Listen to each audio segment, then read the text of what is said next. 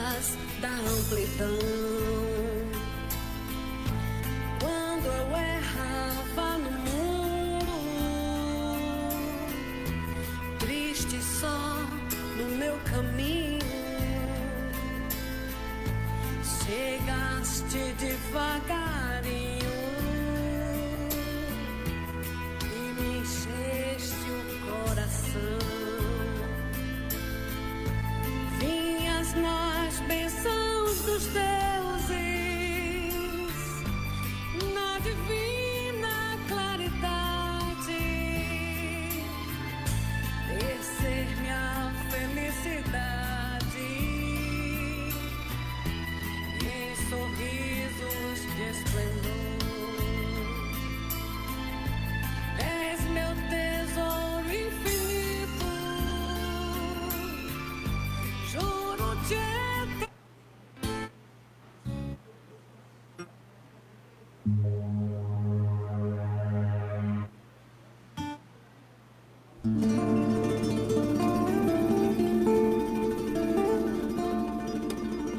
ainda bem que agora encontrei você. Eu realmente não sei o que eu fiz pra merecer você, porque ninguém dava nada por mim. Quem dava eu não tava afim, até desacreditei de mim. O meu coração já estava acostumado com a solidão. Quem diria que ao meu lado você iria ficar? Você veio pra ficar. Você que me faz feliz, você que me faz cantar assim. O meu coração já estava aposentado, sem nenhuma ilusão, tinha sido maltratado, tudo se transformou e agora você chegou. Você que me faz feliz, você que me faz cantar assim. Na na na na, na na na na na na, na na na na na na, na na na na na na, na na na na, na na na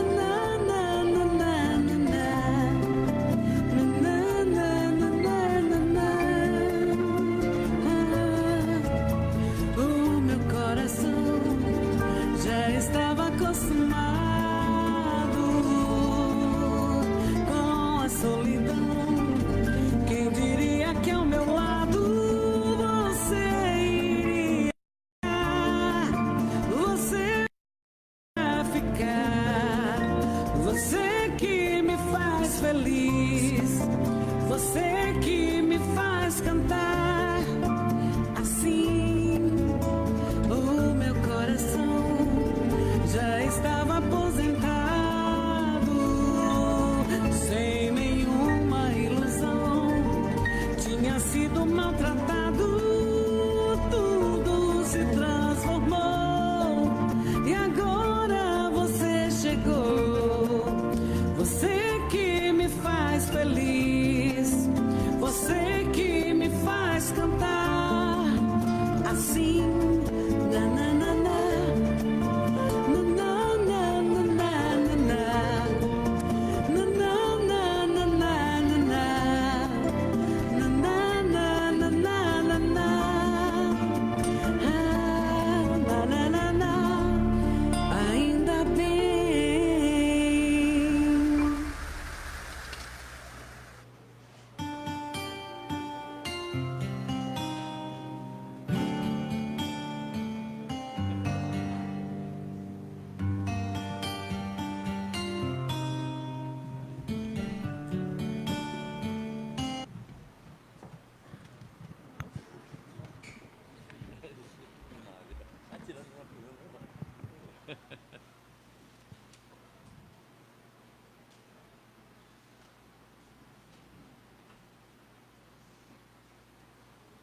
Bem, sejamos todos bem-vindos a essa casa que recebemos de Deus e de Jesus por acréscimo de sua misericórdia infinita. Estamos aqui para aprender. Ninguém aqui é professor. Todos somos estudantes matriculados nessa escola planetária que nos oferece condições que nós pensamos muitas vezes precárias, porque nós ainda não entendemos a amplitude das leis divinas. Mas à medida que o tempo vai passando, nós vamos nos fortalecendo com essa fé que se transforma de uma maneira inabalável dentro de nós. E nós encontramos as forças para entender que não estamos aqui matriculados para vencer ninguém, mas para enfrentar os inimigos que estão enraizados em nós. Todos nós temos defeitos, todos nós somos imperfeitos, né? Mas o conhecimento dessa realidade é que deve nos induzir à prática desse esforço cotidiano em superar aquilo que nós vamos sentindo em nós que está equivocado. Então nós vamos transformando com o tempo o ódio em amor, não é? A raiva em perdão. Nós vamos entendendo que aquilo que nós fizemos ao outro, já precisamos perdoar o que os outros nos fizeram, porque nós queremos sempre encontrar o defeito no próximo e nós não desejamos encontrar defeito nenhum em nós. Quando uma pessoa aponta para o nosso defeito, bota o dedo na nossa ferida, nós nos revoltamos. Então o Espiritismo veio para isso, para botar o dedo na nossa ferida. Mostrar que nós estamos errados, mas nós estamos aqui num trabalho de aperfeiçoamento. Quando Jesus disse, sede perfeitos, como o vosso Pai Celestial é perfeito, Ele nos disse também que nós somos deuses. Vós sois deuses. Tudo que eu faço, podereis fazer e muito mais. Então nós estamos nesse processo. Jesus já passou por essa fase que nós estamos passando. Hoje é um governador planetário, não é? O nosso Pai espiritual aqui na Terra. Mas, quando nós nos conscientizamos de que nós também vamos ter a possibilidade de chegar lá, não vamos pensar em tempo. Deixa o tempo, 1000 anos, 2000 anos, 3000 anos, mas a gente vai chegar.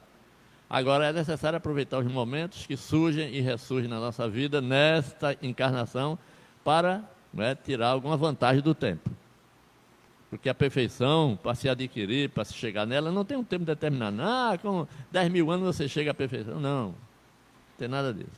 Paulo avançou 1000 anos somente numa encarnação, pelo esforço que ele fez, né? Mas nós não somos Paulo, nós somos a ralé. Então, mas nós já somos criaturas conscientes de que precisamos lutar contra os nossos defeitos.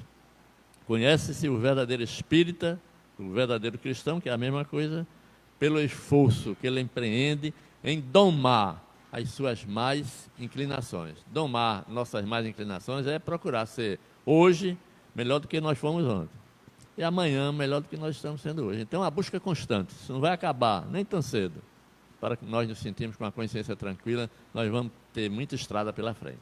Mas não vamos perder mais tempo, que hoje estamos aqui com o Fábio para responder as perguntas que vocês fizeram. E vamos solicitar da nossa irmã Solange que faça a prece de início desse trabalho. Boa noite a todos e todas.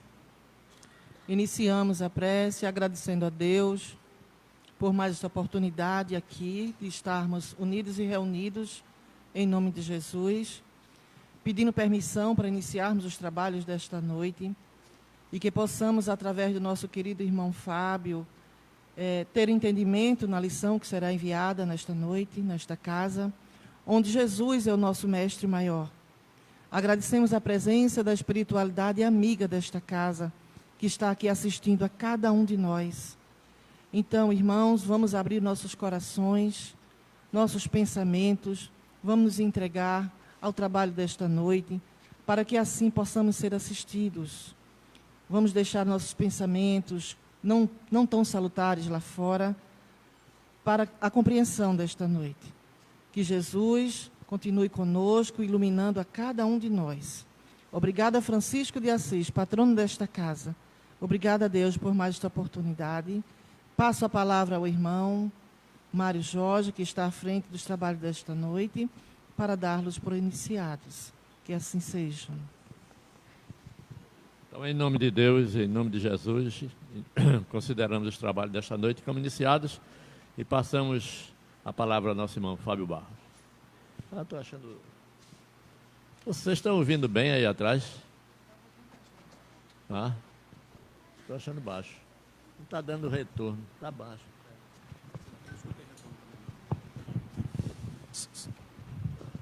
Boa noite. Boa noite a todos. Primeiro, é sempre importante explicar para as pessoas que estão aqui pela primeira vez ou que de alguma forma não assistiram nenhuma palestra com essa finalidade, que o objetivo da palestra de perguntas e respostas é tentar, a partir das perguntas que são feitas por quem está presente ou quem está assistindo pelas redes sociais, porque aí alguém pode também questionar pelas redes sociais e às vezes a gente também responde, tentar responder essas perguntas à luz daquilo que a doutrina espírita nos oferece. Obviamente, a complexidade dos diversos temas, porque não é um único tema, eu estava falando ainda há pouco, antes de chegar aqui na mesa, de que alguns especialistas dizem que para você ser especialista em alguma coisa, você tem que ter um envolvimento com aquilo de pelo menos 20 mil horas. 20 mil horas é algo considerável. Então, um professor, um exemplo, para ser especialista num determinado assunto, ele tem que ter dedicação sobre aquilo, estudo sobre aquilo e construindo todo um entendimento sobre aquela questão. Mas ser especialista também não significa que você sabe tudo sobre o tema, mas é alguém que tem um mínimo de domínio. Então, está aberto o debate. Também, se houver dúvidas, críticas, divergências, é normal. E a gente tenta sempre esclarecer de uma forma em que a pessoa possa sair melhor a partir desse esclarecimento e não sair pior. Geralmente, eu tenho muito cuidado, porque as perguntas, quando você diz, pode fazer pergunta, aí a pessoa pergunta, obviamente, o que ela achar que deve perguntar. Então, é natural que as pessoas se sintam à vontade para isso. Até porque as palestras espíritas, elas são verdadeiros monólogos, dentro da conjuntura metodológica das casas espíritas. Então, um palestrante vem, geralmente ele fala, a gente escuta, ele fala, e no final, ele vai embora. E você fica com aquela importante palestra para você fazer suas devidas reflexões, seu aprofundamento, seu estudo, mas não é um espaço de debate. São poucas vezes que a gente tem uma oportunidade de espaço de debate. Isso tem vários motivos, né? Mas tem a ver com o método, tem a ver com a pedagogia aplicada naquele momento para aquele determinado fim. Óbvio que quando você abre para perguntas e respostas, você corre mais risco, porque você está falando de muito tema. Eu não posso dizer que tudo que eu vou tentar explicar aqui eu sou especialista, porque seria quase que um generalista para tratar de todos os assuntos. Não é o caso.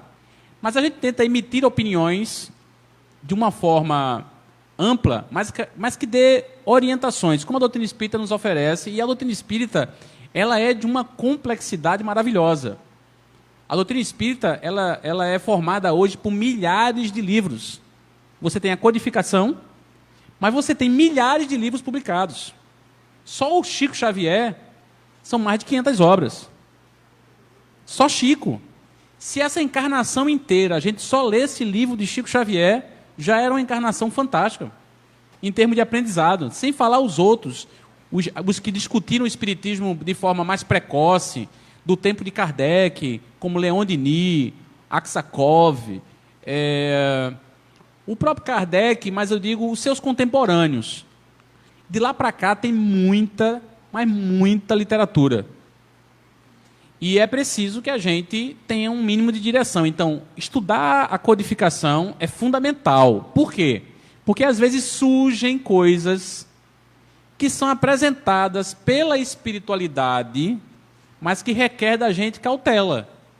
Porque o próprio Allan Kardec diz que para uma informação espiritual ser considerada vamos dizer assim, importante para que a gente possa propagar essa informação, ela tem que ter princípios básicos, científicos, filosóficos e morais. E ter uma certa universalidade daquele conhecimento para a gente não correr no risco, um exemplo, de, no afã de querer trazer uma informação até aparentemente boa, a gente divulgar uma inverdade.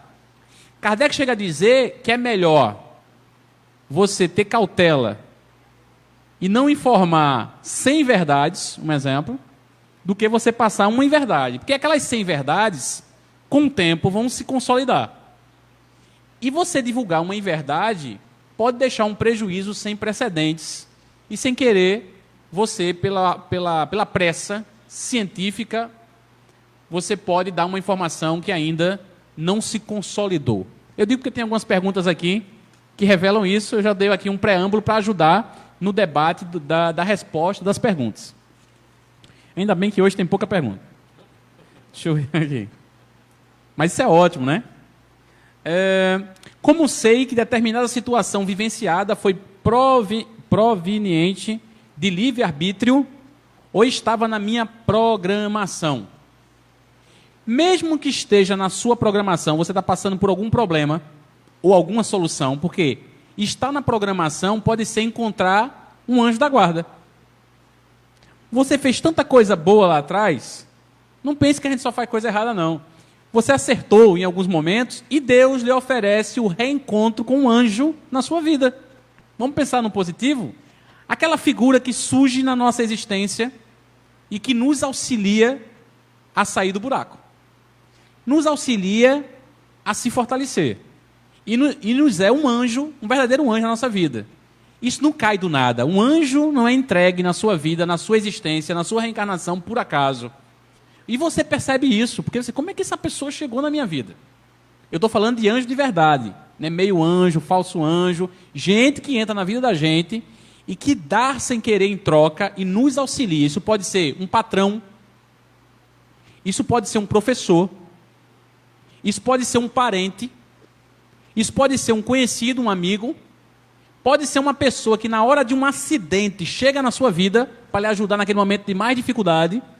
Deus nos oferece, no nosso destino, muitas vezes, reencontros fantásticos para fortalecer a nossa existência.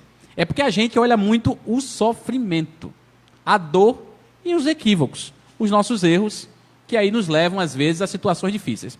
Eu vou tentar explicar algo que é muito complexo. O que é algo programado? A gente pensa assim, algo programado é mais ou menos assim, eu reencarnei, e no dia 25 de março de 2023, quando eu tiver 16 anos, uma idade de 16 anos, isso aí é uma situação hipotética, vai acontecer um fato comigo e isso está programado. Não é assim. E como é então? Depois de a gente estudar, ler, compreender, nós podemos mudar o direcionamento da nossa vida de acordo com as nossas atitudes. Como é que é isso? Paulo e Saulo. Na Bíblia, Saulo era um perseguidor de cristãos. Um homem super inteligente, mas perseguidor de cristãos. Um homem firme nas suas convicções erradas. Porque a pessoa firme numa convicção, ele pensa que está certo, mas ele estava errado. Mas ele acreditava nas suas convicções e lutava por aquilo que ele acreditava. Ele era sincero com as suas ideias. E as suas ideias perseguiam e matavam cristãos. Ele tem um encontro na estrada de Damasco, ele ia perseguir um pós-Jesus, um pós-crucificação, que é um homem chamado Ananias, e ele ia para perseguir, como ele fez com outros cristãos. E na estrada de Damasco, ele tem um encontro com Jesus, que o cega. É assim que está descrito no texto bíblico. É tão intenso o encontro com Jesus que ele fica momentaneamente cego. Um fato paranormal. Ele é tão impactado por aquele encontro. Quem leu o livro Paulo e Estevão, vale a pena. E aí quem não leu esse livro ainda, deve ler. É talvez uma das obras mais lindas da doutrina espírita brasileira, a partir da mediunidade de Chico Xavier, através do espírito de Emmanuel. E esse livro, Paulo e Estevão, ele é tão intenso que Chico Xavier precisou fazer uma nova técnica de recebimento de mensagens mediúnicas, orientada pelo próprio Emmanuel. Chico teve que fazer todo um treinamento psíquico, se isolar, e ele se isolou num porão de uma casa de uma família amiga, porque ele não podia ter interferência nenhuma. Chico entrava num transe mediúnico, saía do corpo, e a espiritualidade conduzia ele ao ambiente histórico que estava na memória de Emmanuel, e Chico vivenciava o momento vivido por Paulo, para poder, como médium, receber a psicografia depois de Emmanuel, sem deixar de colocar os detalhes dos detalhes naquela obra. Então tem que ler esse livro. Então é um conselho que eu dou: leia um livro. Paulo rompe uma reencarnação de perseguidor. Isso não estava na programação dele. Não estava. A inteligência dele foi colocada à prova e ele conseguiu romper com uma reencarnação de perseguidor e se torna o maior divulgador do cristianismo, inigualável. Nenhum apóstolo tem a força de Paulo. Nenhum. Ele é muito acima da média de todos os outros apóstolos. E é um pós-apóstolo, ele não é um apóstolo que caminhou com Jesus, não. Teve gente que viu o milagre, conviveu com Jesus, seguiu Jesus para e passo, e não tinha o poder de persuasão de Paulo, que deixou de ser Saulo para ser Paulo. Por que eu estou dizendo isso? Para ninguém cair nessa coisa. Existe sim uma programação, mas ela tem uma elasticidade que depende da nossa conduta. Nós podemos mudar o nosso destino. Agora, ninguém aqui é doido, ninguém, louco, para achar que a gente pode dar um salto quântico na nossa evolução. Um pulo tão grande. Não é tão simples. O comum é você ir mudando lentamente, como tudo na natureza. Então tem coisas que em nós é tão intenso ainda, que a probabilidade de acontecer algo que está meio que previsto pelos reencontros, aconteçam porque a gente não consegue desviar o suficientemente da trajetória original.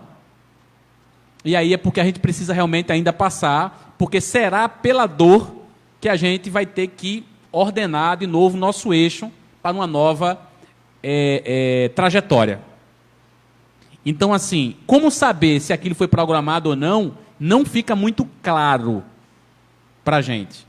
Porque senão a gente também entra numa ideia meio que esquisita de se preocupar demais com aquilo que é do passado ou que é do presente. O que é que nós precisamos fazer? Entender que o passado existe e influencia no presente. Entender muito mais que o presente altera o futuro. Ele não altera o passado. O presente não altera o futuro. Ele só altera, ou melhor, não altera o passado, ele só altera o futuro. Então, todo conhecimento espírita não é para a gente ficar chorando e preocupado com o que virá. É a gente tentar, o máximo possível, que esse conhecimento nos modifique para a gente ir mudando essa trajetória e tendo menores problemas com aquilo que, de alguma forma, está relativamente programado para a nossa vida. Eu prefiro chamar dessa forma, relativamente programado. Tem até uma história antiga que ninguém aguenta mais ouvir, mas eu vou falar aqui, que o camarada era amigo, gente boa, um espírita, pode ser católico, pode ser evangélico, mas era um espírita, gente boa, um cara do bem, todo mundo gostava dele, todo mundo sabia que ele era muito bom, e aconteceu um acidente e ele perdeu um dedo. E sofreu muito na recuperação disso, mas uma pessoa tão boa, tem gente aí que não vale nada, não acontece um acidente, mas fulaninho tão bom, não sei o quê, papai. Aí isso virou uma charge. Aí um espírito chega numa reunião médica, não, ele perdeu o dedo, mas era para ele perder o braço. Mas tanto bem que ele fez, só perdeu o dedo. Isso, na verdade, guardando as devidas proporções, significa, é uma mensagem de que a gente pode mudar o nosso destino todo dia. Mas o que acontece de dificuldade na nossa vida é um aprendizado que a gente precisa entender, cada hora que a gente passa por ele. É complexo, né? Porque é muito complexo a nossa existência, não é coisa tão simples. Boa noite. Fale sobre a opinião que você acha desta data limite, que tanto está se falando na internet. Data esta que foi anunciada por Chico Xavier. Eu respeito muito quem diz que Chico anunciou isso. Mas Chico, na minha opinião, não anunciou. É muito comum que as pessoas imponham a Chico Xavier muita coisa que Chico Xavier não disse daquela forma. Mas eu vou dizer por que eu acho isso e respeito quem acredita nisso. Eu respeito muito Chico Xavier. Não tenha sombra de dúvida sobre isso. E respeito os meus amigos espíritas, independente se tem crença. Até aqui, alguém pode ter crença nessa data limite, eu respeito. Só tem um problema. A Gênese Espírita diz o contrário, que é uma obra espírita básica. É uma obra espírita básica.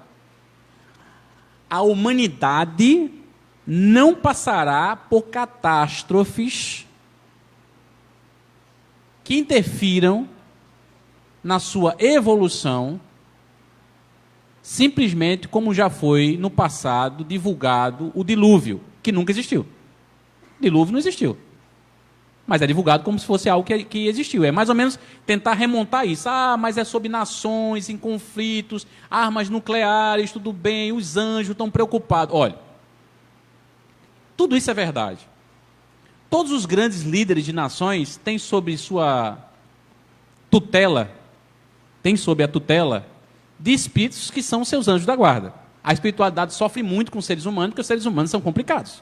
Eles são egoístas, não é? Os seres humanos que somos nós, eles são violentos, eles são interesseiros, eles se preocupam consigo, mas não estão preocupados com os outros. E isso não é só no campo individual, não. Isso também é no campo daqueles que governam. Verdadeiras nações poderosíssimas. E outras poderosas, mas sem... Porque, assim, eu respeito muito a opinião no campo ideológico, mas eu não vejo diferença entre Irã e Estados Unidos. Mas, Fábio, tu não vê, não?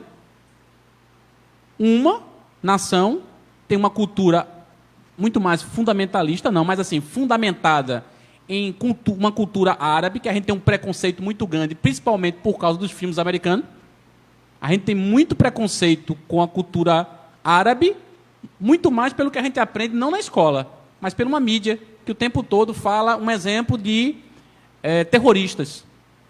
Terroristas muçulmanos, ou então terroristas árabes. Essa ideia que a mídia... Existe mesmo terrorista, mas existe terroristas norte-americanos que produziram guerras, que fomentam guerra, que matam crianças, que usam armas letais e usam elas e vendem e ganham dinheiro com isso. Primeiro, os Estados Unidos se sustenta, basicamente, 48% de seu poder econômico está baseado em quê? Indústria bélica. Não é outra coisa, não. Então tem que ter guerra para vender arma. Isso é o quê, gente? E eles, através da CIA, isso não é história, não. Eles ajudam a ter guerra, porque se não tiver guerra, não tem comércio para vender arma. Mas deixa para lá. O importante não é isso. É que às vezes a gente faz a ideia de que um é o demônio e o outro é o bonzinho. Tem interesses para que as coisas surtam ou sigam um caminho negativo. Então, a história da data limite é divulgada fortemente de uma forma que eu particularmente não gosto. E não é Fábio, não. É a parte também da doutrina espírita. A doutrina espírita não é mística. Aí, como é o data limite? Que tem 3 perguntas, eu estou respondendo as 3 de uma vez só. Sobre data limite. Eu não vou ler as outras, não. É mais ou menos assim. Olhe, em 2019, se não mudar nada, vai ter uma intervenção. Não vai ter. 2019 já está na metade do ano, vai terminar. A única coisa que a gente tem grave é uma crise econômica. Mas ela está instalada no Brasil, mas não está instalada no mundo inteiro, não. Está instalada no Brasil. Tem muitos países sofrendo. Mas tem países que estão muito bem, obrigado. Essa história de guerra nuclear, ela é uma sombra na vida de cada um de nós. Sempre foi. Principalmente quem é da minha geração, pior ainda, que era a bomba atômica, que vai ter a Terceira Guerra Mundial, não sei o quê. Isso continua. Pode ter um conflito a qualquer momento entre esses países mais acirrados nessa geopolítica da guerra no mundo, desse tipo de guerra. Tem aí a questão não só do Irã, mas dos próprios Estados Unidos, Israel, A própria Índia tem armas atômicas, aí você tem a Coreia, a China, entre outros países. Mas estou falando nessas potências maiores, realmente vive aí um drama, né? Qualquer hora acontece aí. Gente, como é que o Data Limite coloca? Ah, mas se a gente chegar até 2019 e não tiver uma guerra nuclear, aí nós vamos entrar numa mudança absurda a partir de 2019. Eu também não acredito. Porque, para mim, não é a arma nuclear que define a mudança da estrutura geossocial política do planeta, não. Não é arma nuclear. Porque vivemos aí um egoísmo absurdo das nações que hoje não usa mais da arma nuclear, usa de outras armas. Não é mais arma nuclear. Nunca usaram, na verdade. Usaram em Hiroshima e Nagasaki sobre uma questão específica da Segunda Guerra Mundial. E aí, a base disso está nisso. De que não, se não tiver uma guerra nuclear, tudo vai mudar. Vai mudar. Quem diz isso é a doutrina espírita, quando diz que nós estamos num período de transição. Essa transição começou faz tempo. Agora é lento. Nunca o planeta foi tão bom. Está ficando doido, não é, Fábio? Nunca o planeta foi tão bom. Se tem um tempo bom, é esse que a gente está vivendo. E para aceitar isso, é difícil. Mas se a gente voltar 200 anos atrás, isso não era um planeta não, minha gente. Isso aqui era uma guerra absurda, sem uma mínima compreensão de coletivo. Nós não tínhamos essa compreensão. A maior parte do planeta vivia em verdadeiros conflitos, sem nenhuma garantia de direitos humanos. Zero. Temos pontos extremamente negativos espalhados no mundo? Temos. Mas nunca a sociedade do mundo foi tão solidária, apesar de não sermos ainda nem perto do que deveríamos ser. Quem disse isso, para mim, foi um homem inteligentíssimo. O atual Dalai Lama. Foi feita uma entrevista com ele e perguntaram: o mundo está pior? Ele disse: de jeito nenhum. O mundo nunca foi tão bom. Para você ter uma ideia, quanto a gente era ruim. E era tudo escuro, porque você não sabia o que acontecia. Hoje, acontece um fato no Japão, imediatamente você sabe o que está acontecendo. Então isso vai fazendo com que a gente se transforme aos poucos sob pressão da opinião mundial. Nada que se faz hoje fica obscuro. Nada. Antes não. Verdadeiras matanças aconteciam sem que ninguém soubesse. Então isso gera um mundo diferente, mesmo que não seja um mundo que a gente deseja ainda. É muito egoísmo. Mas já melhoramos bastante. É inacreditável essa resposta até para mim. Mas é verdade. O que o Espiritismo tem a dizer em relação à grande quantidade de crianças que atualmente estão encarnando com autismo, microcefalia? O resgate seria para a criança ou para os pais? Gente, sempre existiu, em quantidade muito grande. A gente aqui não tinha estatística nenhuma. Nós não tínhamos estatísticas numéricas. Primeiro, há 100 anos atrás, qualquer criança que nascia com qualquer deficiência era rejeitada pela família, na sua grande maioria, e pela sociedade. Eram escondidas. 100 anos. Eu não estou falando de 100, de 200 anos, 300 anos, 1000 anos, não. Há 100 anos, as pessoas com deficiência eram escondidas da sociedade. A inserção da pessoa com deficiência é algo de meados do século XX, século passado. E se consolidou como direito humano agora, nesse século. Respeitar uma pessoa autista, hoje, é algo até comum para a gente. Há 100 anos atrás, se uma família tivesse uma pessoa autista, ela escondia. E a relação dessa criança, desse sujeito, dessa pessoa com a sociedade era nula. Hoje não. Você estimula a relação, você estimula o contato, você põe, aqui mesmo na creche Jesus de Nazaré, tem uma criança inserida na sala de aula, eu vi essa semana, eu vim aqui, com microcefalia. Agora, a microcefalia em particular, como outras deficiências, elas podem, em determinado período ou localidade, no mundo, ter determinadas incidências que ainda estão sendo pesquisadas, mas sempre existiram. Então, toda essa deficiência que hoje se apresenta em números estatísticos é porque o mundo melhorou, ele mudou, ele não põe mais debaixo do tapete. Agora se faz necessária informação. Um exemplo, em 1980, nós tínhamos no Brasil registrados 9.000 assassinatos por ano. Hoje são 64.000, em 2020. 2018, que foi o último levantamento. 64 mil pessoas são assassinadas no Brasil. O Brasil é quem mais mata no mundo. Nós somos em primeiro lugar em matança. Ainda tem gente que acha que matar bandido dá solução. Desses 64 mil assassinatos, quase 40%, e aí nós estamos falando de mais de... Vamos botar 30 mil assassinatos diretos entre os outros, mas 30 mil, e eu não estou falando de mortes no trânsito não, viu? Que aí é outro absurdo. Nenhum país no mundo mata tanto bandido como o do Brasil. Se matasse bandido, resolvesse o problema da bandidagem, estava resolvido. Ninguém mata tanto quanto a gente. É uma ilusão. E as pessoas não se apercebem disso. E mata da forma mais vil. Porque não há julgamento. De cada 100 casos que chegam à justiça brasileira, só 3 vão ter solução. No que se refere a crimes violentos. Só 3. 97 não terão solução. Na Alemanha, 98 casos em cada 100 tem solução. Nosso problema não está na impunidade, não está na questão da penalidade. A penalidade está aplicada de forma de toda natureza. E por que eu estou falando disso quando eu falo de números? Os números só vieram surgir no final do século XX.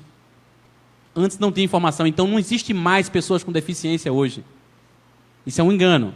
Agora, a pessoa com deficiência está ali resgatando, depende do olhar, pode estar evoluindo, mais ainda, vindo como uma pessoa deficiente. Porque a gente vê como pena, não é? Pode ser uma experiência fantástica, mesmo sem total consciência da sua realidade social. E os pais têm compromisso com aquela pessoa. Ninguém vai estar encaixado numa família onde tem uma criança que nasceu deficiente e os pais não teriam relação. Claro que tem. Todo mundo ali tem relação com aquele passado que agora se torna um presente maravilhoso de oportunidade de transformação. É porque a ideia da gente, eu vou dar um exemplo de um pai que me disse uma coisa que eu nunca mais esqueci. Ele disse, ter um filho deficiente mudou a minha vida. Óbvio, eu queria entender. Por quê? Eu quero entender. Porque a gente às vezes tem até medo de perguntar. Por quê? Porque a resposta dele muda as minhas convicções, sabia? E mudando as minhas convicções, põe eu em quê? Cheque. Nós não gostamos de sair do nosso momento de conforto, não. A gente adora ter um ambientezinho de conforto e, ó, fecha o olho para cá, fecha o olho para lá e, ó, vai seguindo a vida. O espiritismo catuca a gente, como a gente diz, para sair do estado de conforto. Por isso que o espiritismo é chato. É chato que só molesta. Porque fica cutucando a gente para a gente sair do estado de conforto. Não põe a culpa em ninguém, o espiritismo. Não tem um diabo para a gente botar a culpa no pobre. A melhor cor do mundo é o Satanás, porque você bota logo a culpa nele e ele que se dane para lá. Porque ele é o culpado. E a gente tira o nosso corpinho, a gente sai da responsabilidade. Então, com referência a... Eu estava onde, mano? Não, essa agora que eu estava falando, sair da responsabilidade. Agora, eu estava só testando, para ver se você estava ligado. Então, assim, ele disse assim, eu sonhava ter um filho. No meu sonho, meu filho era saudável. Nesse sonho, meu filho era lindo. Nesse sonho, meu filho era ele. No meu sonho, o meu filho estudava. No meu sonho, meu filho se preparava para o trabalho. No meu sonho, o meu filho se independia de tudo. Era preparado, capaz, e o meu filho teria uma vida que todo mundo tem. Aí nasce um filho com deficiência. Aí meu filho me ensina tudo às avessas. Porque nós, ele disse, quando olhamos para os nossos filhos, não nos apercebemos que às vezes a gente põe todas as nossas frustrações daquilo que a gente não atingiu, tentando que o filho faça para que o nosso ego cresça. Eu queria ser médico, mas não consegui, meu filho vai ter que ser. Eu não consegui ser tão eficiente no trabalho ao ponto de me tornar uma pessoa rica. Não, mas meu filho vai ser. Ele diz, quando um filho nasce com deficiência, muda, depende da deficiência, claro, o paradigma da relação entre você e o filho. Você sabe que tudo que os filhos de todo mundo vai almejar, o seu filho não vai almejar. E o que ele vai almejar? Ele vai almejar, ele diz para mim, algo que a gente não está acostumado a viver no nosso cotidiano. A gente se esquece do ser E a gente aposta muito da nossa vida no ter. Mas um filho com deficiência muito incisiva na sua condição de ser, nessa sociedade tão excludente, ele disse, dá a gente uma outra visão de mundo e de preocupação com ele. E eu olho para o meu filho e vejo coisas nele que eu jamais veria se ele não fosse deficiente. Porque eu olho para ele, nunca naquela expectativa de que ele vai sanar as minhas dificuldades, os meus desejos, as minhas vontades, mas sim, ele será o que ele é, e eu terei que amá-lo da forma que ele é, independente de qualquer coisa, porque a vida me impõe isso e me faz repensar as relações entre eu e meu filho. Não esqueci mais não, e é verdade.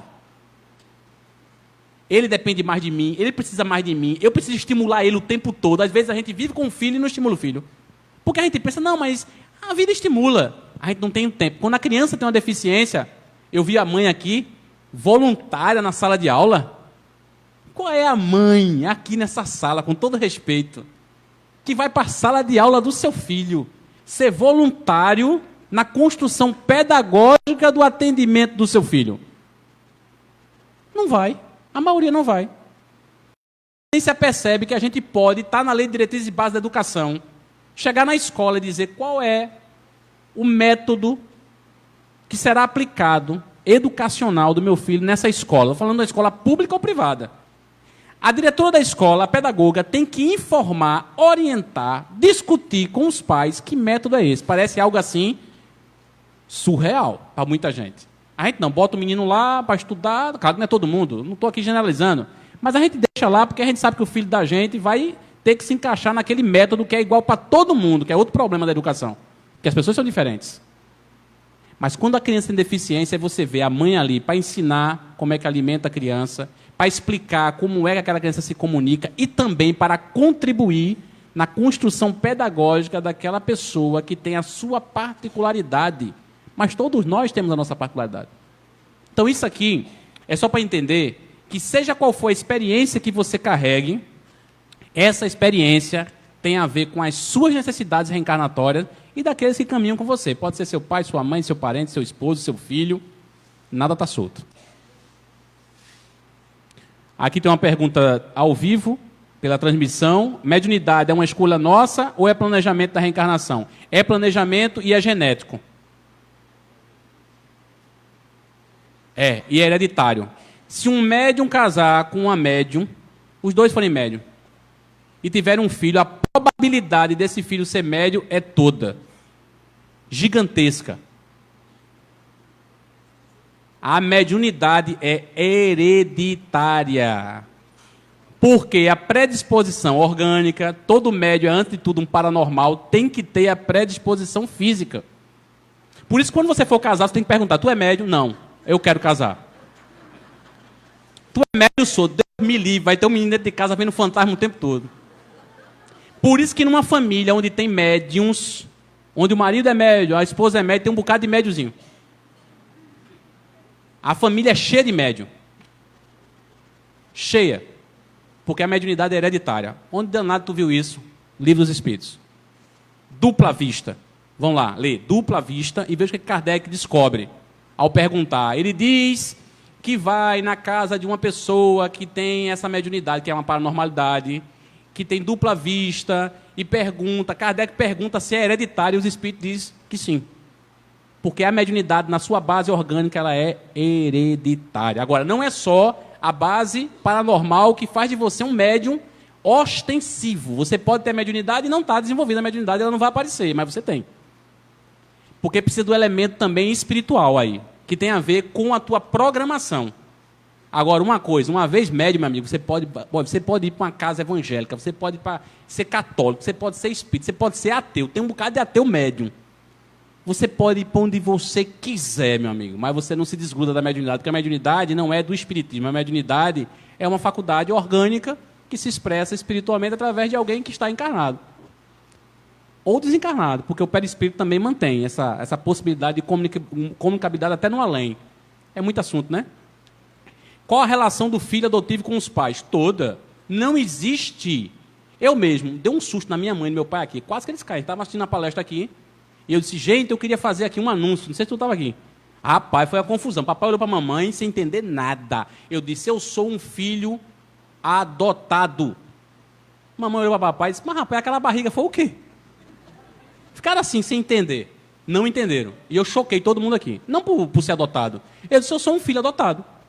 Porque, às vezes, um casal tem relações sexuais, eu estou falando aqui de uma forma natural, de uma gravidez, porque também tem in vitro, tem todas as possibilidades. E aí, de repente, a mulher diz para o homem, estamos grávidos, o homem pode tirar, aborte. Aborte que eu não quero esse menino, não. E aquela mãe pode dizer, eu também não quero, não, vamos abortar. Está adotado? Está grávida, mas não está adotado. Às vezes assim, tá, rapaz, a gente não se preveniu, não usou camisinha, não sei o quê, não se cuidou e agora eu estou buchuda. Aí o pai diz assim, e agora? Eu desempregado, mas não quer abortar. Aí ficam ali nervosos, aperreados, desesperados, aí passando 1 mês, 2, 3, no 5º mês, aquela barrigona crescendo, começa um olhar para a cara do outro, achar bonitinho, e não sei o quê, vai nascer um menino, e lá vai papai, e que maravilha que a gente vai ter um filho. Adotou com 5 meses, de bucho. Às vezes demora a barriga todinha, não quer, nem a mãe quer, às vezes o pai não quer, às vezes o pai quer, a mãe não quer, aí o menino nasce, tem que olhar para o menino para adotar. Eita, que é tão bonitinho, aí não quer. Às vezes até pensa assim, vou dar assim que nascer. Mas depois que vê o menino ou a menina, não doa. Por quê? Porque adotou. A adoção é algo de amor. Não importa se está na barriga, ou se você encontrou depois de 1 ano, num abrigo, 10 anos. Adoção, minha gente. Aí minha mãe entendeu. Eu fui adotado antes de mamãe engravidar. Por isso que eu sou assim, amado. Mas a pessoa pode ser amado com 10 anos de idade e ser adotado e ser amado, porque encontrou a mãe e o pai. Ou encontrou só a mãe, ou encontrou só o pai. Tem uma pergunta aqui se homossexuais, casais, devem adotar. Deve, pode, é a coisa mais linda do mundo. Porque amor não tem essa relação. Ah, porque é homossexual. Não, porque é heterossexual. Não, porque, pelo amor de Deus, é muito atraso. Amor é algo que a gente precisa parar para pensar. É por isso que Chico Xavier, e aí não é Fábio está dizendo para ninguém dizer que é. Agora aí é Chico mesmo, está lá. Pinga Fogo. 1971. Chico Xavier diz, faz uma previsão quando pergunta sobre homossexualidade. E ele diz que vai existir no Brasil casais homossexuais, a justiça vai aceitar e esses casais irão ter filhos adotados. E ele diz que é algo programado pela espiritualidade e que é fantástico. Ainda bem que Chico falou isso em 71. É muita coragem em 71, em rede nacional, falar isso. Hoje é fácil. Apesar que de vez em quando leva uma lapada. De vez em quando um camarada dá uma lapada em mim. Eu não estou nem aí. Eu acho é bonito que ame mesmo, que adotem os filhos, que cuidem, que criem. E que assim vai. Uma avó que adota um neto. Ah, coisa mais linda. Amor é amor. Não tem essa história, não. E se tem amor, é bonito. Na luz da doutrina... Não, já falei. Adoção, né? Aí já falei também. Adoção homoafetiva. Pronto. Na luz da doutrina espírita, a doutrina espírita, ela respeita o amor. E acabou. E a doutrina espírita, mais do que o amor, também admite a ciência. E a ciência já disse, ser homossexual não é crime, ser homossexual não é doença, ser homossexual não é nada que dizem que as pessoas são. E acabou. Quando a ciência me diz isso, eu vou seguir a ciência, como diz a doutrina espírita. Siga a ciência. Não vou seguir o preconceito, não vou seguir a ignorância, eu não vou seguir aqui de forma nenhuma qualquer coisa que alimente o ódio. Porque o animal de estimação se apega muito a uma determinada pessoa. Aí, cuidado para não transferir por bicho algo que é humano. Um exemplo, eu estava falando lá embaixo, tem um gato aqui que eu chamo ele de cabeção, porque o bicho tem uma cabeçona. Aí ele estava lá embaixo, eu alisando ele, vem cá, cabeção, não sei o quê, e ele se encostou por ali, eu botei ele em cima da geladeira, que gato adora ficar em lugar alto, para ele gostar, porque ele fica muito no chão. Aí fiquei brincando. O gato, um exemplo, cada animal tem sua particularidade de inteligência, o animal é inteligente, mas tem limite. É um animal, mas é inteligente. Mas não é a inteligência do ser humano. Nós somos tão inteligentes, nós somos burros. É uma brincadeira. A nossa inteligência é tão evoluída que a gente enfrenta até a lógica para fazer tudo errado. A lógica diz uma coisa, a gente faz outra. A razão diz uma coisa, a gente não quer não, vou decidir por aqui. Isso aí é inteligência. É você não querer fazer o que é para fazer. Já o animal não. O animal tem uma outra percepção. A inteligência dele é instintiva, mas é inteligência. Está lá no livro dos Espíritos. Inteligência e instinto. Depois leiam. Eu acho maravilhoso também esse trechinho. São 6 perguntas só. E bastante interessantes. Que inclusive revelam uma palestra inteira, se a gente fosse fazer aqui. Interessante o seguinte. O gato. O gato, diz os cientistas, olham para a gente. Quem tem gato aqui, levanta a mão. Pronto. O gato olha para você, você que levantou a mão de camisa vermelha, e ele acha que você é um gato grande, gigantão. Ele não vê você como ser humano, ele acha que você... Eu não estou dizendo que você é bonito, é um gato, não. Estou falando é um gato grande. Não, cuidado, não é essa, estou falando de outra coisa. Um gato grande. E ele vê você como um dominador. Mas não quer dizer que na sua casa tem mais 5 pessoas. Não quer dizer que o gato identifique que você é o dominante daquela turma de gato. Ele vai perceber diversos movimentos. Existe um estímulo que você pega aqui, ó, no gato, atrás da cabeça dele. Se ele, desde pequenininho, você pegar ali e ficar suspendendo ele, mas com carinho, e brincando, ele começa a aceitar que você é um dominador, porque ele é um felino. Então o felino tem muito isso na característica dele. Se você alimentar ele, ele pode escolher você também, porque você é o provedor. O animal, ele se identifica primeiro pelo instinto, mas também pelas relações que você cria com ele, o carinho, o cuidado, o toque. Então ele vai escolher, muitas das vezes, por isso. É difícil você fazer uma declaração de como é que o gato, ou o cachorro, ou outro animal se comporta. Ele vai se identificando com o estímulo que você dá a ele. Nós não somos diferentes disso. Não somos, mas nós temos uma consciência completamente desperta já. E o animal não, é uma consciência em evolução. E eu vou dizer algo aqui que muitos espíritas pouco falam hoje em dia. A alma do gato não é uma alma de gato. A alma de gato é quando a gente diz que alguma pessoa não presta, né? Essa é a alma de gato, né? Que eu acho errado isso, tem nada a ver. Mas assim, o gato é muito independente, mas o animal que está ali, a alma daquele gato, o espírito dele está em evolução. E um dia vai ser um ser inteligente como nós, em processo de evolução. Nesse planeta, não, mas está em evolução. Não existe escala nesse planeta para aquele espírito em evolução. Qual é o ser mais inteligente, bicho, na Terra? Alguns cientistas dizem que é o chimpanzé, outros cientistas dizem que é o golfinho. Eu não perguntei nenhum dos dois, mas os dois são muito inteligentes. Conseguem dar respostas absurdas, já, por estímulos. Possivelmente, na escala evolutiva dos animais na Terra, talvez eles sejam a última escala. E ali, depois que eles desencarnarem, e não tiver mais necessidade de reencarnar naquela condição animal, vá reencarnar no infinito universo de diversos planetas existentes. Parece que vai ser doido, né? De diversas possibilidades espirituais, ele vai reencarnar em outro plano, em condições cada vez mais evoluídas, até atingir a consciência plena. Todos nós já passamos por isso. Mesmo que a gente não aceite. Mas já passamos. Quem diz isso também? A nossa doutrina. Quando uma pessoa que é deficiente mental, ou que já sofreu alguma doença, tipo AVC, desencarna do outro lado, ela se restabelece, a consciência, a faculdade mental, não necessariamente na mesma hora. Um exemplo, às vezes a pessoa teve uma lesão grave, cerebral, causada por um AVC. Ela pode, ao desencarnar, ainda passar na espiritualidade um tempo em recuperação, mas vai restabelecer. Porque tudo que afeta o nosso corpo físico afeta o nosso perispírito. E cada célula do nosso corpo está ligada a cada célula desse perispírito, que é o corpo que a gente carrega para o mundo espiritual. Na verdade, quem modela esse corpo aqui é o perispírito, né? Quando a gente reencarna. Então, um exemplo, cada órgão do nosso corpo está duplicado no nosso perispírito. É tanto que quando a gente chega do outro lado, é por isso que você vai entender André Luiz querendo comer, com sede, querendo comer carne, querendo tomar café, comer cuscuz. Cuscuz não, é mentira, já é uma coisa nordestina. Mas a gente vai chegar lá querendo comer cuscuz, a gente faz xixi, a gente faz cocô, o coração bate, todo o sistema que existe no nosso corpo existe no perispírito. Agora, numa matéria que eles chamam os espíritos de quinta essenciada, quer dizer, num quinto estágio de matéria, que o nosso olho não vê, a não ser sob condição da mediunidade, ou sob uma condição de uma materialização de um corpo espiritual, mas existe esse corpo espiritual. E, ao desencarnar, a gente se mantém com esse corpo espiritual. E, dependendo do que lesionou ele aqui na Terra, a gente pode guardar isso ainda.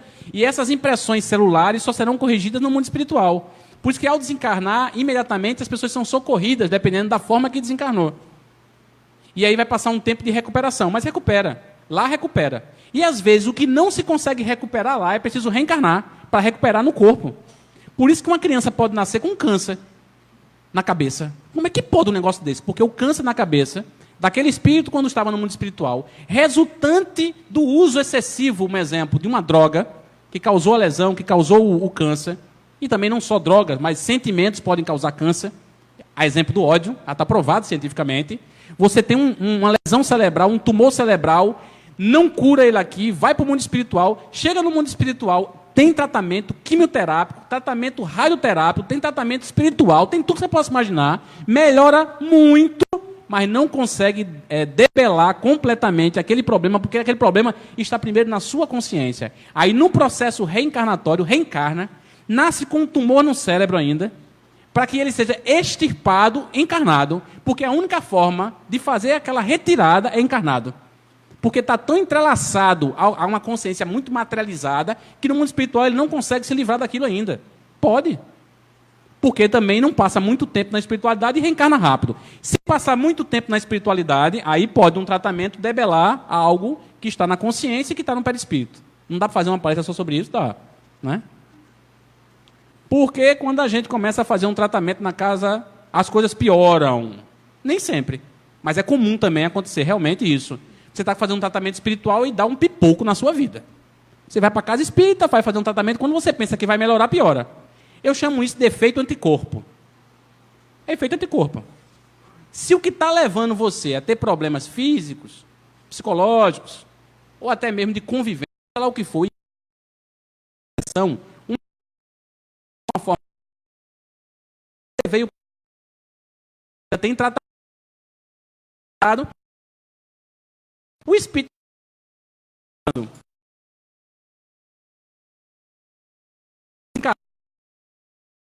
em outro encarnado,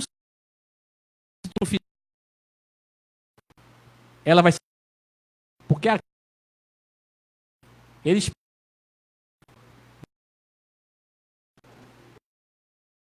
morrer, pessoa que você fica livre, o espírito chega do outro lado, gosta de casa espírita, perde da tua percepção, ela mete o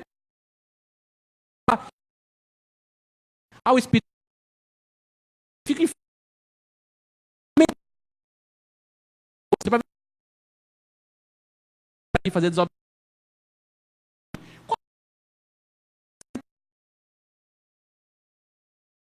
E eu faço essa terapia de ficar. Mas como é que essa terapia pega?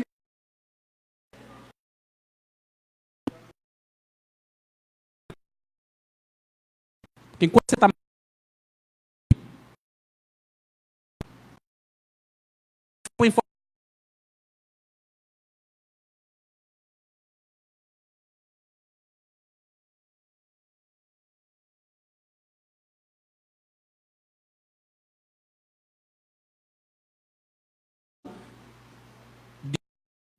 processo, muitas vezes,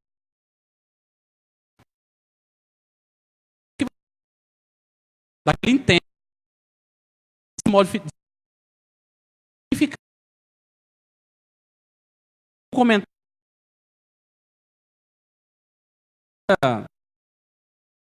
o ano e você vendo.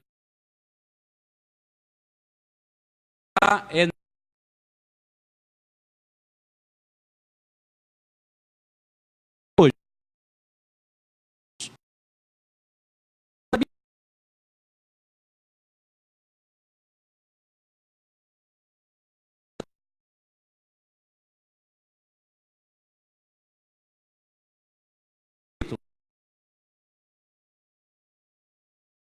Que é o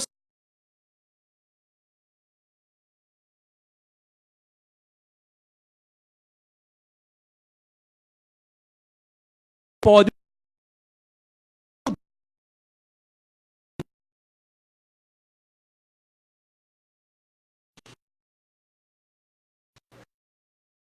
Coreia não. Não, eu estou brincando, é só para brincar com vocês. Você fala de todo lugar, dos Estados Unidos, Trump, né? Porque a gente fala de tudo que é doido, só não fala do doido americano. Como é que o espiritismo pode mudar a cabeça daquele louco? Não é? Então, assim, não está na nossa ossada mudar o destino dessas nações. Não, eles não conhecem o espiritismo. Zero. Zero. O máximo que a gente pode fazer, qualquer cristão pode fazer, orar. Não é? Boa noite, Fábio. A minha irmã tem uma vizinha que espanca os 2 filhos, que tem um mais velho de 10 anos, que desabafa com ela, fala que não aguenta mais, que já pediu socorro para todos os vizinhos e ninguém ajuda, o que fazer em uma situação como essa? Devemos ajudar, em briga de família não se mete a colher, mete, certo? Tenho orado muito por eles. Orar é importantíssimo, mas não vai mudar. Infelizmente, assim, existe a necessidade de ação. Deixa eu dar um conselho. Quando terminar, me procure, me dê o endereço onde é, o que está resolvido. Eu não tenho preocupação nenhuma em denunciar. Zero. Não tenho medo nenhum de denunciar. Zero. Porque a denúncia não auxilia só a criança. Está auxiliando também os pais, que a qualquer momento podem causar um verdadeiro crime. E o Estado tem responsabilidade sobre isso. Um exemplo, vai ter eleição do Conselho Tutelar. A creche escola aqui tem uma candidata, não é partido, não é do PSB, não é do PT, não é do PSOL, não é do PSL, não é de partido nenhum. É conselheiro tutelar, que tem a responsabilidade de lidar, cuidar da criança e adolescente. Lembra de Jesus? Deixai que os mortos cuidem dos mortos. Nós estamos aqui para cuidar dos encarnados. A oração é importante? Sim, não estou desmerecendo, mas é preciso ter uma ação. Essas crianças são vítimas de uma família que também pode ser vítima. A denúncia que está estabelecida no Estatuto da Criança e Adolescente talvez seja um dos maiores tratados de respeito ao espírito encarnado criança, é o Estatuto da Criança. Muito mal compreendido, por sinal. Eu vejo muita gente falando do Estatuto, não sabe nem o que está falando. Eu até respeito, quando eu tenho pena, eu vou conversar, eu digo, tá bom. Porque não conhece, e aí eu posso afirmar, eu sei um pouquinho, não sabe o que está dizendo com relação ao Estatuto. Mas tudo bem. Aí fala logo em crime, aí eu vou dizer, vamos discutir o Código Penal, que é de 40? Aí, calma, vamos fazer o seguinte, esse caso aqui merece cuidado.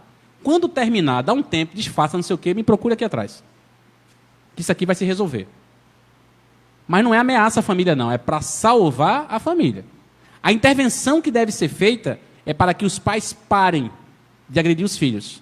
Porque se é espancamento, se é a violência nesse nível, não se pode brincar. Porque amanhã vai sair um caixão de lá e você vai ficar com a dor de consciência. Meu Deus do céu, por que eu não fiz nada? E o Conselho Tutelar existe para isso. Então, um exemplo, aqui tem uma conselheira candidata. Em outubro vai ser a eleição. A gente tem que votar numa pessoa que trabalha com criança e adolescente. A creche indicou. A gente conhece essa pessoa. Tem outras pessoas sérias. Eu não estou desmerecendo ninguém. Mas eu disse a Mário, faça campanha, que eu vou fazer. Porque no Conselho Tutelar a gente precisa ter pessoas sérias, de compreensão humanista, que compreenda o direito da criança e que proteja a criança e, naturalmente, a família. Fazer essa denúncia é proteger a família. Ninguém vai ser preso, não. De imediato, não. Vai ser alertado. Não tenha medo. Não tem ninguém aqui preso. Agora, é preciso tomar medidas. Eu fui conselheiro tutelar por 3 anos. E hoje atuo ainda com o direito da criança. Pode me passar todos os detalhes que a gente vai dar um encaminhamento para a solução. Porque as pessoas são invejosas. Se ter bens materiais, não é?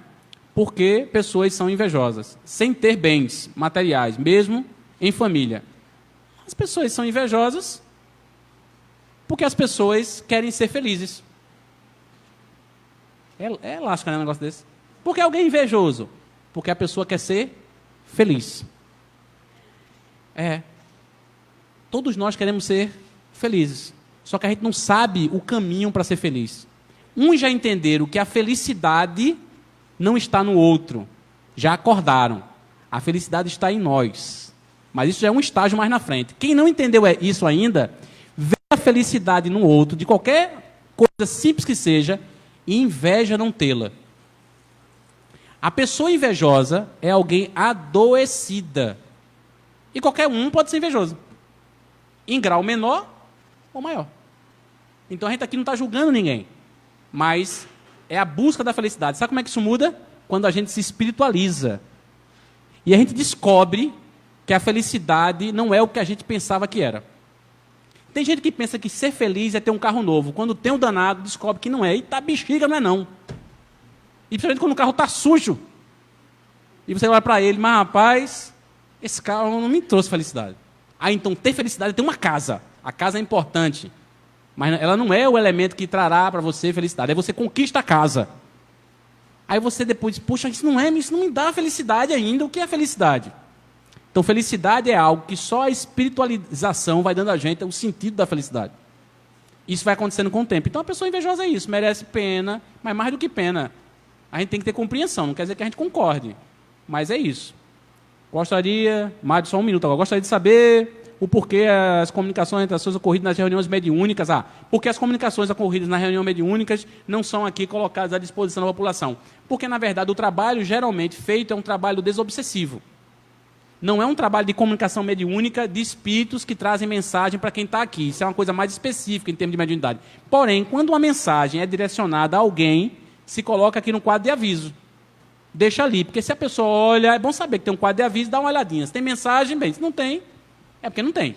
Mas às vezes já aconteceu de ter uma mensagem lá dentro, a mensagem ser colocada aqui e a pessoa identificar que era para ela. Mas é mais raro, porque o médium que recebe esse nível de comunicação, eles são mais raros mesmo. Não é tão comum.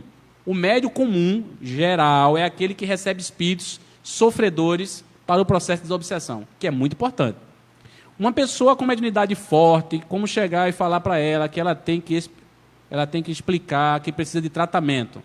Estou sofrendo com isso, porque não sei como falar com ela. O que ela acredite. Ajude-me, por favor. Quer dizer, convencer uma pessoa que é médium, que está obsidiada, que precisa de tratamento, não é fácil, a pessoa tem que querer. Você pode conversar, você não pode impor. Né? Orar por essa pessoa, conversar com ela de forma não impositiva, dizer para ela, se é uma pessoa da sua convivência, que você é espírita, se é uma pessoa de sua convivência, para não estar fazendo proselitismo, forçando a pessoa a um tratamento espiritual. E se ela compreender bem, se ela não compreender, paciência, o tempo dará as condições de vir. Chega uma hora que não dá mais. Bom, tem mais 2 perguntas aqui, e tem uma que é sobre política, eu não vou respondê-la, para não entrar numa polêmica que já não me cabe. Não vou falar aqui de presidente da República, porque o presidente é o nosso presidente, independente de você ter votado nele ou não. Mas a pergunta veio para a mesa. Eu só queria dizer o seguinte, seja qual for o posicionamento de um líder político, e aí o Espiritismo chama a atenção para a gente, chama mesmo, que o nosso ideário espiritual é nunca admitir a violência.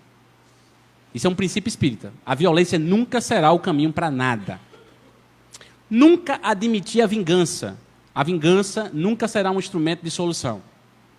Nunca admitir o preconceito. O preconceito é um instrumento violento que desagrega o ser humano e que nos afasta um dos outros. Nunca admitir, sob hipótese nenhuma, jamais, que a gente venha denigrir a imagem do outro. O Espiritismo é isso. Se a gente faz qualquer coisa dessa natureza, a gente corre contra aquilo que a doutrina espírita nos ensina. Seja lá quem for que estiver diante de uma tarefa pública de liderança. Nós não podemos jamais seguir. A gente pode até acreditar no líder, mas não somos obrigados a seguir os seus princípios e, às vezes, a gente até abandona essa liderança porque ela não nos orienta a fazer o bem. Eu acho que o maior papel de uma liderança é nos orientar ao bem. Muita paz, muito obrigado pela atenção de vocês, eu espero ter respondido. E as 2 questões que ficaram, eu fico aqui aguardando para responder. Está nesse papelzinho aqui. Então, eu fico aqui à vontade para responder. Muito obrigado.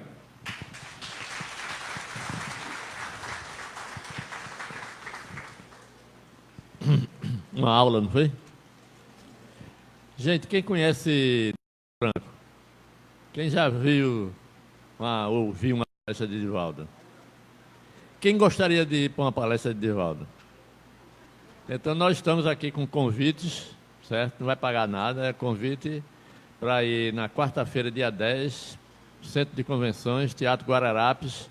Divaldo vai fazer uma palestra e vai receber um título, doutor honoris causa, da Universidade Federal de Pernambuco.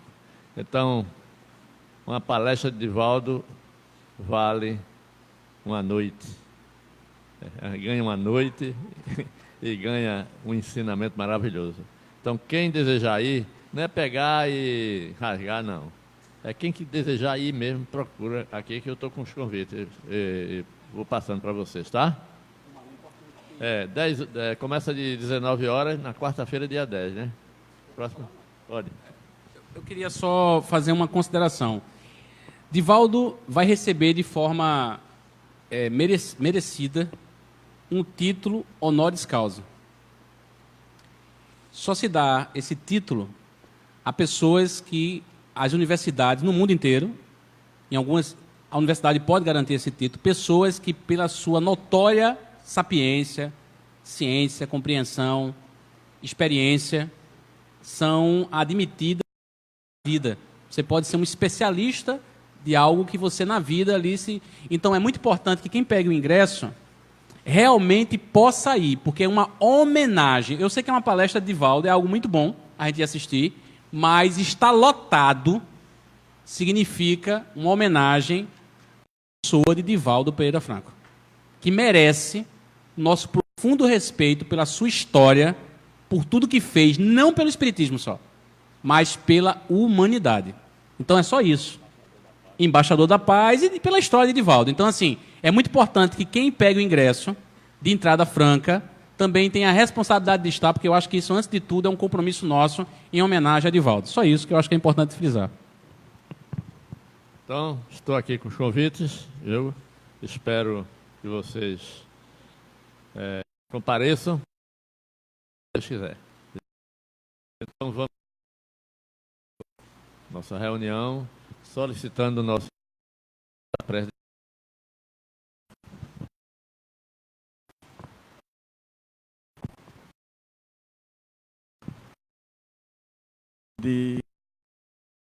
Sejam agradecidos, Senhor, Deus Todo-Poderoso, por esta noite. Agradecidos, nosso Senhor Jesus Cristo, por essa oportunidade. Agradecidos estamos, espíritos de luz, que nos dá este momento tão importante. Agradecidos ao nosso anjo da guarda, que nos acompanha a todos os momentos. Agradecidos ao mentor do Seara de Deus, Espírito Francisco de Assis, que possamos levar para nossas casas a paz e o ensinamento que aqui foi nos dado, e que possamos passar para cada um de nossos um pouco de compreensão, de amor e de muita tranquilidade para todos nós. Obrigado e sejamos sempre gratos ao nosso Centro Espírita Seara de Deus. Desejando a todos muita paz e muito progresso espiritual em nome de Deus e de Jesus, encerramos nossos trabalhos. E aqui, pega aqui os ingressos quem quiser, tá? Só cabem 2.400 pessoas. Se não for, passa para outro. Não, se quiser mais.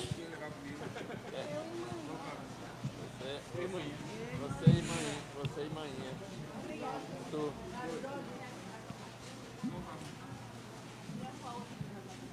Aí dá para todo mundo. Tá. Não, vá, leve os dois. Vem.